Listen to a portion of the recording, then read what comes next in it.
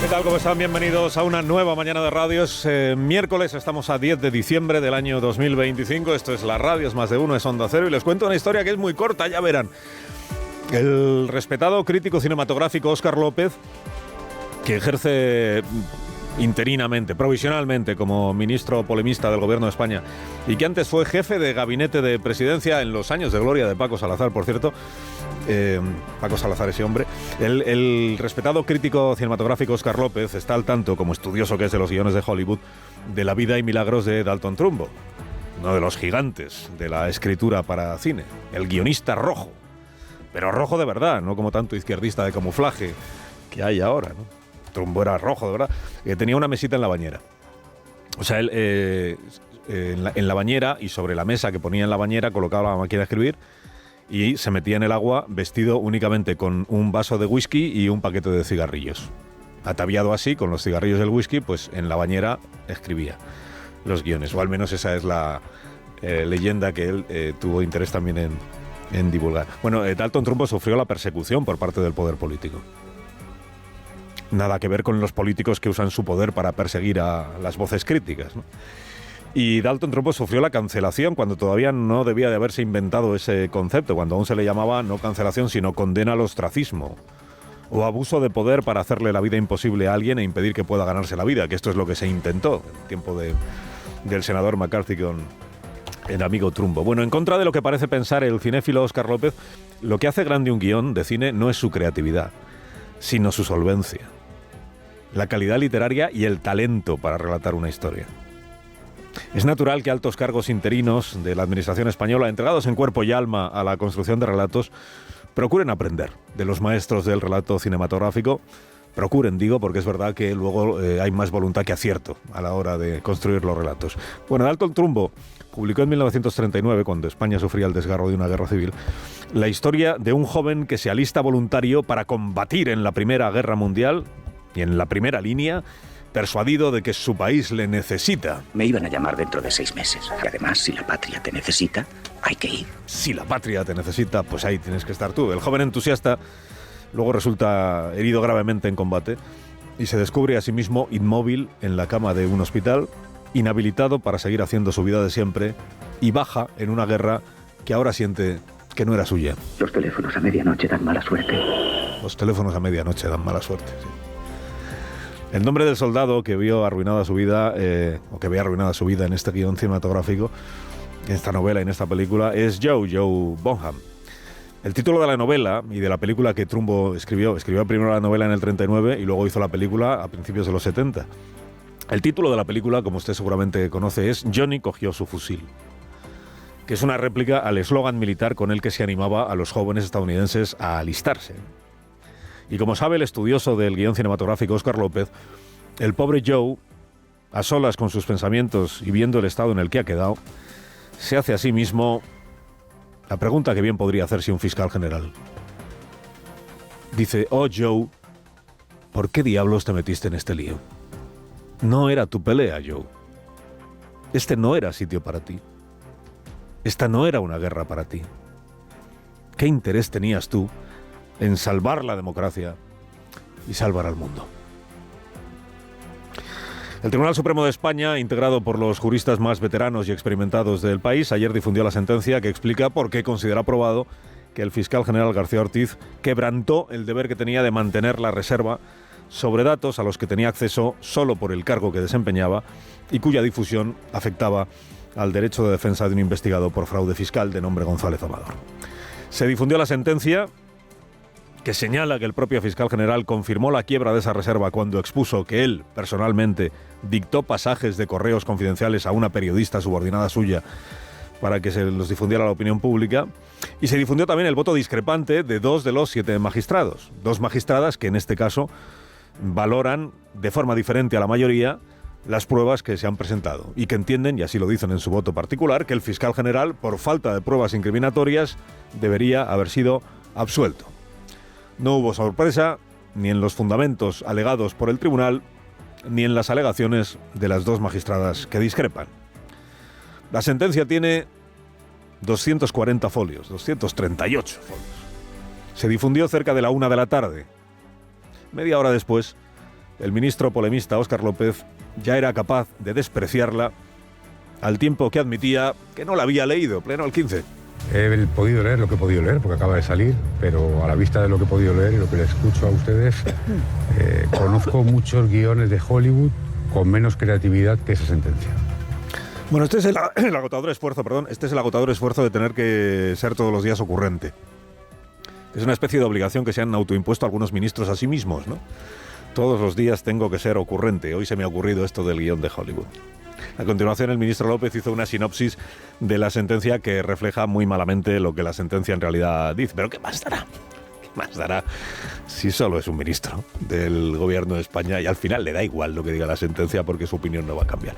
Bueno, casi a la vez que Óscar López se tiraba a la bañera, sin el talento relator de Dalton Trumbo, su colega portavoz Pilar Alegría alegaba precisamente que aún no había tenido tiempo de leer la sentencia para evitar valorarla. Bien hecho. Desde luego creo que sería imprudente y osado por mi parte cuando, como le decía, no hemos tenido tiempo, lógicamente, para leerlo y...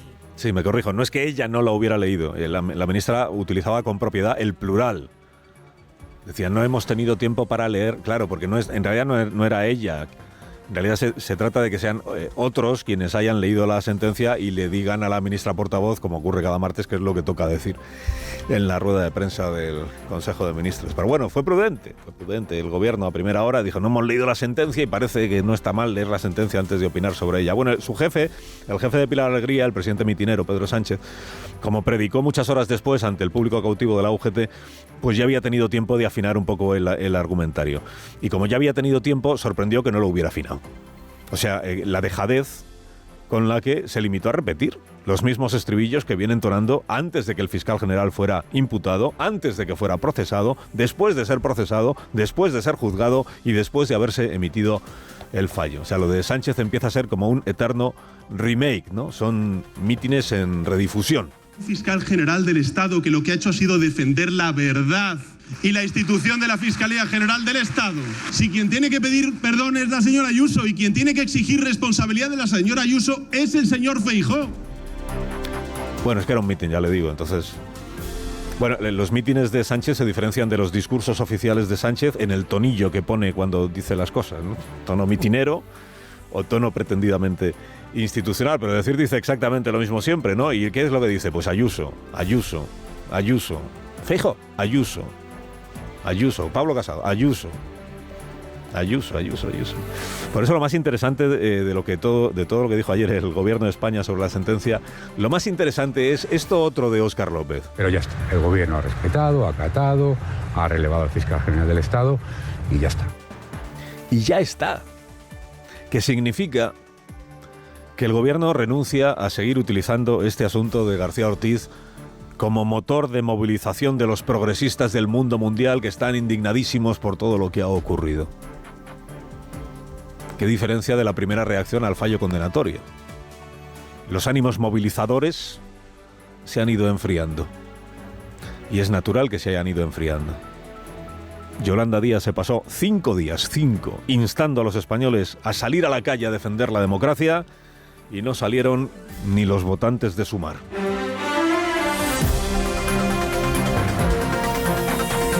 Bueno, más allá del fiscal general hay dos aspectos interesantes en los que el Tribunal Supremo se ha querido fijar en esta sentencia y que igual luego tenemos tiempo en la tertulia de darles una vuelta, ¿no? Uno, la naturalidad con la que la defensa de García Ortiz expuso, en el afán de defender al acusado, que hasta 600 personas tuvieron acceso a las conversaciones reservadas entre el fiscal Neira, el abogado Neira y el fiscal Julián Salto, ¿no?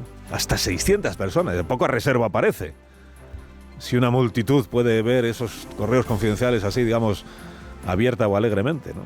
Es que sobrevoló todo este juicio la incómoda sensación, ¿verdad?, de que los fiscales de muy alto rango hablaban de las filtraciones como si fueran el pan suyo de cada día. Si la fiscalía fuera una especie de máquina de filtrar, ¿no? Dependiendo de quién filtra, pues se filtra con una intención o se filtra con otra, ¿no? Eso uno.